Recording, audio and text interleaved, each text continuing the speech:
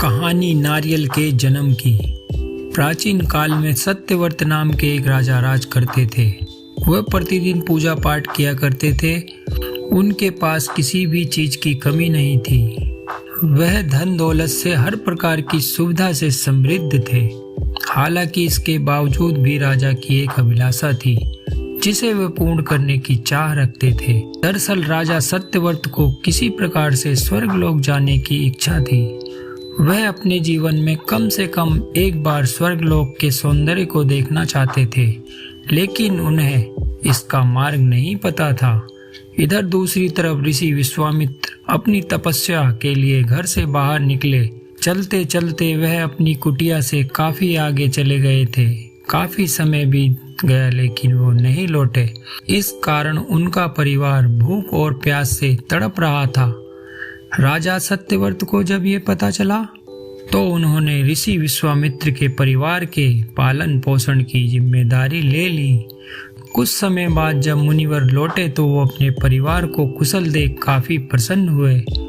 उन्होंने पूछा कि उनकी अनुपस्थिति में किसने उनकी देखभाल की।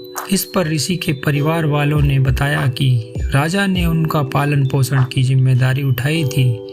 यह सुनकर विश्वामित्र तुरंत राजमहल पहुंचे। राजा से मुलाकात की।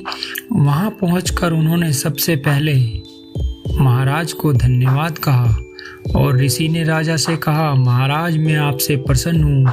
बोलिए महाराज, आपको क्या वरदान चाहिए। इस पर राजा ने अपनी इच्छा ऋषि को बताई। राजा ने कहा, हे मुनि, मुझे एक बार स्वर्ग के दर्शन करने हैं। कृपया मुझे वहां जाने का वरदान दे। राजा की प्रार्थना सुनकर ऋषि विश्वामित्र ने ऐसा रास्ता बनाया जो स्वर्गलोक की ओर जाता था। ये देख राजा सत्यव्रत बहुत खुश हुआ। वह तुरंत उस रास्ते पर चल पड़े। स्वर्गलोक पहुंच गए। यहाँ पहुंचते ही इंद्र ने उन्हें नीचे धक्का दे दिया, जिसके कारण वो सीधा धरती पर जा गिरे। राजा सत्यव्रत ने तुरंत सारी घटना ऋषि विश्वामित्र को बताई। राजा की बात सुनकर ऋषि विश्वामित्र गुस्से से आग बबूला हो उठे। उन्होंने तुरंत सभी देवताओं से इस बारे में बात की और इस समस्या का हल निकाला। उसके बाद राजा के लिए एक नया स्वर्गलोक बनाया गया। स्वर्गलोक को पृथ्वी और देवताओं के स्वर्गलोक के बीचों बीच स्थापित किया गया था ताकि किसी को परेशानी ना हो। नए स्वर्गलोक से राजा सत्यव्रत तो बहुत खुश हुए, लेकिन विश्वामित्र को एक चिंता लगातार सता रही थी। उन्हें डर था नया स्वर्गलोक कहीं जोरदार हवा के कारण गिर ना पड़े। अगर ऐसा होगा तो राजा सत्यव्रत दोबारा से धरती पर जा गिरेंगे। काफी सोच विचार के बाद ऋषि विश्वामित्र को एक उपाय सूझा।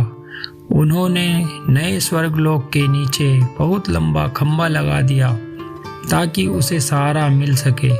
ऐसी मान्यता है कि नए स्वर्गलोक के नीचे लगाया गया खंभा एक विशाल पेड़ के तने के रूप में बदल गया। यही नहीं, कुछ समय पश्चात जब राजा सत्यव्रत की मृत्यु हुई तो उनका सिर एक फल में तब्दील हो गया। तभी से इस खंबे को नारियल का पेड़ कहा जाने लगा, जबकि राजा का सिर नारियल के रूप में जाना गया। यही कारण है कि नारियल का पेड़ इतना लंबा होता है।